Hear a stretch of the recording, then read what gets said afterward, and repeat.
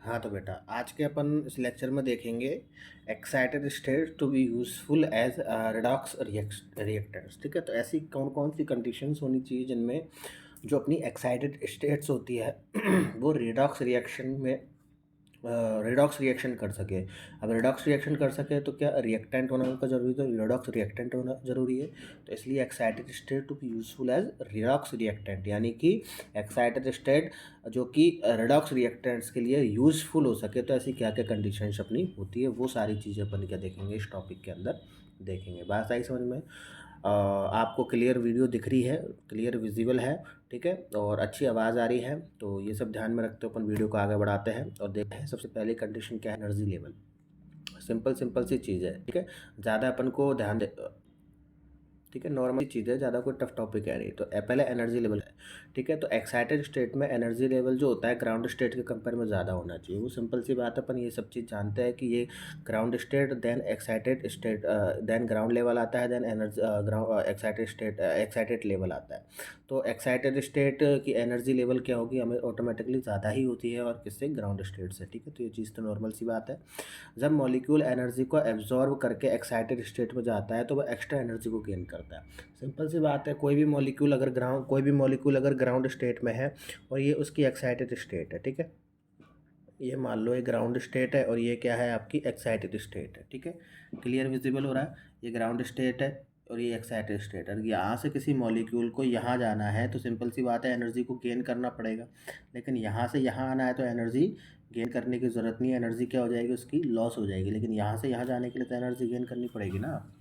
तो वही चीज़ तो यहाँ पर कह रहा है कि वो वही चीज़ तो कह रहा है कि जब मॉलिक्यूल को जब मॉलिक्यूल एनर्जी को एब्जॉर्ब करके एक्साइटेड स्टेट में जाता है तो उसे एक्स्ट्रा एनर्जी गेन करना पड़ता है, ठीक है। इसे एक यूज़फुल रिएक्टेंट बनाने के लिए, किसको, एक्साइटेड स्टेट को यूज़फुल रिडॉक्स रिएक्टेंट बनाने के लिए एक्स्ट्रा एनर्जी जो होती है वो अदर मॉलिक्यूल्स को इलेक्ट्रॉन डोनेट करने के लिए सफिशिएंट होनी चाहिए। यानी कि जो एक्स्ट्रा एनर्जी इस मॉलिक्यूल में है, यानी कि जो एक्साइटेड स्टेट्स में जाके इस मॉलिक्यूल जो एक्स्ट्रा एनर्जी है वो इतनी सफिशिएंट होनी चाहिए कि वो इलेक्ट्रॉन डोनेट कर सके, किसको, अदर मॉलिक्यूल्स को। अदर मॉलिक्यूल्स को क्या कर सकता है, इलेक्ट्रॉन डोनेट कर सके, इतना उसमें होना चाहिए, ठीक है। तो ये बात हुई अपनी एनर्जी लेवल की। सेकंड अपन स्टेबिलिटी की बात करें तो एक्साइटेड स्टेट इतनी स्टेबल होनी चाहिए कि वो रेजोनेबल टाइम तक एग्जिस्ट कर सके, यानी कि रेजोनेंस हो तब तक के लिए एग्जिस्ट कर सके। शॉर्ट लिव्ड नहीं होनी चाहिए, शॉर्ट लिव्ड मतलब जल्दी से ख़त्म हो जाती है। तो if the excited state is too short lived यानी कि टू शॉर्ट लिव्ड यानी कि बहुत ही ज़्यादा कम समय के लिए है, तो वह अदर मॉलिक्यूल्स के साथ इंटरेक्ट नहीं कर पाएगी। वह अगर कम समय के लिए कोई एक्साइटेड स्टेट बन रही है तो अदर मॉलिक्यूल्स में इलेक्ट्रॉन को ट्रांसफ़र नहीं कर पाएगी, और अदर मॉलिक्यूल्स में इलेक्ट्रॉन ट्रांसफ़र नहीं होंगे तो अदर मॉलिक्यूल्स के साथ इंटरेक्ट भी नहीं कर पाएगी, और इंटरेक्ट नहीं कर पाएगी तो रिडॉक्स रिएक्शन कैसे करेगी। तो रिडॉक्स रिएक्शन का पार्ट कभी हो ही नहीं सकती अगर वो शॉर्ट लिव्ड है। कौन, एक्साइटेड स्टेट, ठीक है। तो स्टेबिलिटी इसे इलेक्ट्रॉन ट्रांसफ़र में एंगेज होने का टाइम देती है। स्टेबिलिटी यही तो करती है कोई भी चीज़ को, अगर एक्साइटेड स्टेट को अपन स्टेबल रखेंगे तभी तो दूसरे इलेक्ट्रॉन से क्या होगी, एंगेज होगी, इनसे रिएक्ट करेगी, ठीक है, इंटरेक्ट करेगी, तभी तो रिडॉक्स रिएक्शन के लिए हो पाएगी वो, ठीक है। तो तीसरापन देखते हैं रिडक्शन पोटेंशियल। क्या होता है रिडक्शन पोटेंशियल? रिडक्शन पोटेंशियल होता है इलेक्ट्रॉन डोनेट करने के लिए। कैसे कि एक्साइटेड स्टेट में रिडक्शन पोटेंशियल होना चाहिए ताकि वह इजीली से क्या हो सके, इलेक्ट्रॉन को डोनेट कर सके। यानी कि एक्साइटेड स्टेट में रिडक्शन पोटेंशियल यानी कि रिड्यूस होने का क्या होना चाहिए, पोटेंशियल होना चाहिए। कैसे, क्या बात हो रही है यहाँ पर कि रिडक्शन पोटेंशियल जो होता है वो मेज़र करता है कि एक स्पीसीज़ कितना इजीली इलेक्ट्रॉन को डोनेट कर सकती है। क्या करता है रिडक्शन पोटेंशियल मेजर कि एक स्पीसीज कितना इजीली इलेक्ट्रॉन्स को क्या कर रही है, डोनेट कर रही है।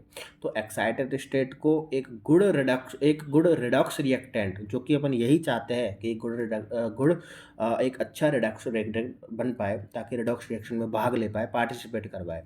तो एक्साइटेड स्टेट को एक गुड रिडॉक्स रिएक्टेंट बनने के लिए फेवरेबल रिडक्शन पोटेंशियल की नीड होती ही होती है। फेवरेबल रिडक्शन पोटेंशियल मतलब जो उसके लिए फेवरेबल, उसमें वर्क कर सके आराम से, ठीक है, सारी कंडीशंस फुलफिल हो, ठीक है।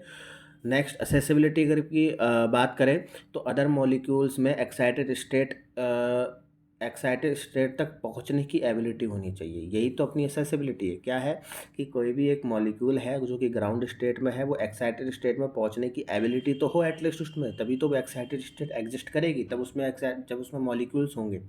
अब यदि एक्साइटेड स्टेट किसी मॉलिक्यूल में हिडन है, क्योंकि हर मॉलिक्यूल है उसकी कोई ना कोई एक्साइटेड स्टेट होती है, बस वो जा नहीं पाता है, ठीक है।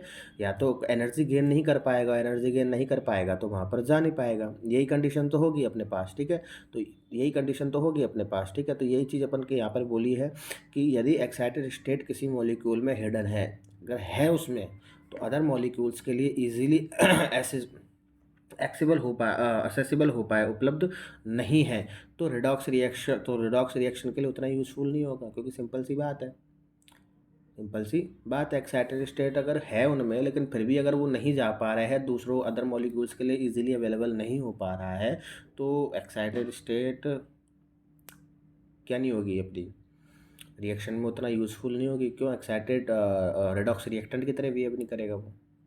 तो क्योंकि असेसिबिलिटी जो होती है, असेसिबिलिटी ही अदर मॉलिक्यूल्स के साथ रिएक्शन के लिए अलाउ करती है अपन को, ठीक है। ये जो असेसिबिलिटी है अदर मॉलिक्यूल्स का, देखो यहाँ लिखा भी होगा, हाँ ये रहा। असेसिबिलिटी ही क्या करती है, अदर मॉलिक्यूल्स के साथ इंटरेक्शन के लिए क्या करती है, अलाउ करती है, ठीक है। नेक्स्ट अगर मैं देखूँ यहाँ पर, तो सेलेक्टिव और रिएक्टिविटी, सेलेक्टिव और रिएक्टिविटी की अगर मैं बात करूँ, तो एक्साइटेड स्टेट को सेलेक्टिवली रिएक्ट करना चाहिए विथ स्पेसिफिक मॉलिक्यूल्स। ये बड़ी अच्छी बात कही आपने, ये बड़ी अच्छी बात कही आपने, सुना है। एक्चुअल में है क्या कि अपन सेलेक्टिवली करेंगे ना कोई भी चीज़ को एक स्पेसिफिक मॉलिक्यूल्स के साथ, कि भाई ये हमने चीज़ सेलेक्ट करी है, तो आउटपुट सिंपल सी बात है अच्छा ही आता है हमेशा।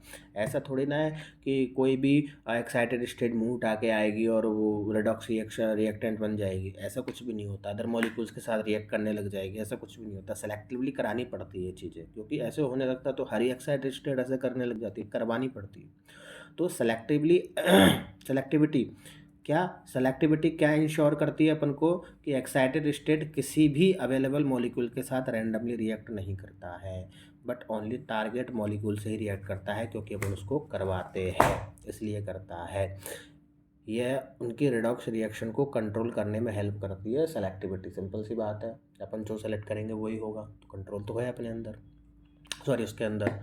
तो for an excited state to be useful as a redox reaction, excited state को एक यूजफुल रिडॉक्स रिएक्टेंट बनाने के लिए क्या क्या नीड्स हो सकती है। It need to be have enough energy. Simple सी बात है, एनफ एनर्जी होगी तभी तो क्या करेगा वो ग्राउंड से एक्साइटेड में जाएगा। स्टेबिलिटी और विलिंगनेस टू डोनेट इलेक्ट्रॉन, ताकि इलेक्ट्रॉन्स को डोनेट कर सके, तो स्टेबिलिटी अपने अंदर होनी चाहिए, उसके अंदर होनी चाहिए।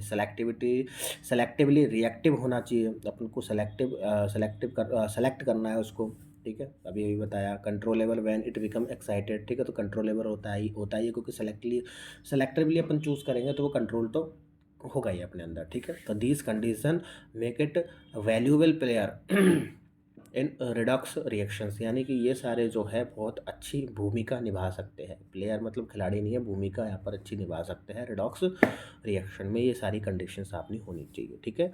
तो इस तरीके से क्या होता है बेटा, आपका जो एक्साइटेड स्टेट है वो यूज़फुल हो सकती है किसके लिए, रिडॉक्स रिएक्टेंट्स के लिए। और रिडॉक्स रिएक्टेंट्स के लिए यूज़फुल होगी, मतलब रिडॉक्स रिएक्शन बहुत अच्छे तरीके से हो सकती है, ठीक है। तो बहुत कम मिलता है ये आपको, यूट्यूब पर बहुत कम जगह देखने को मिलेगा ये कंटेंट इस टॉपिक पे। अब चूँकि दिक्कत ये है कि कोई इतना बनाता नहीं है इन चीज़ों पे, ठीक है, क्योंकि क्या पता क्यों नहीं बनाता। खैर मैंने भी काफ़ी ज़्यादा देखा है, बच्चों की काफ़ी सारी मैसेजेस आए थे कि सर इस टॉपिक को बताइए, तो हमने स्पेशली इस टॉपिक को बताया है, ठीक है। तो बहुत बहुत धन्यवाद आपका वीडियो बनाए रहने के लिए। वीडियो को लाइक कर दीजिए, चैनल को सब्सक्राइब कर दीजिए, ठीक है, और ज़्यादा से ज़्यादा वीडियो शेयर कीजिए फटाफट से, ठीक है। और देखते रहिए, मस्त रहिए, हंसते रहिए, खुश रहिए। मिलते हैं अगली वीडियो में अगले टॉपिक के साथ। Thank you.